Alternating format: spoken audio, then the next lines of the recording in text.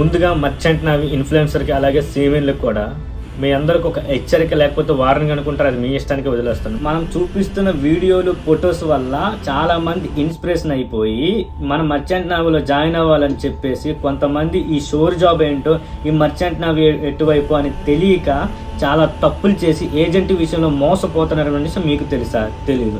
అలాగే ఇన్స్టాగ్రామ్లో కూడా చాలా మంది ఫ్రాడ్ ఫేక్గా కొన్ని కంపెనీస్ పేర్లు చెప్పేసి చాలా మంది దగ్గర డబ్బులు తీసుకుంటున్న విషయం మీకు తెలియదు. ఒకడేమో నేను ఏజెంట్కి 6 లక్షలు కట్టానన్నా మోసపోయానని చెప్తాడు, మరొకడేమో అన్న నేను ఓపెన్ సిటీ చేశాను, నెక్స్ట్ ప్రాసెస్ ఏంటో ఒకసారి చెప్పాను అని అంటాడు. మళ్ళీ ఒకడేమో అన్న నేను మర్చెంట్ నావీలో జాయిన్ అవ్వాలనుకున్నాను, క్రూ సైడ్ బెటరా ఆఫీసర్ సైడ్ బెటర్ అని అంటాడు. ఒక్క అవకాశం కోసం ముంబైలో హాస్టల్స్లో ఎంతమంది అన్న డబ్బుల్లోకి ఇబ్బంది పడి వాళ్ళ ఆస్తులు అమ్ముకొని బంగారాలు తనఖా పెట్టి భూములు అమ్ముకొని ఏజెంట్లకి డబ్బులు కడితే వాళ్ళు మోసం చేస్తే లైఫ్ ఇలా ఉంటుంది.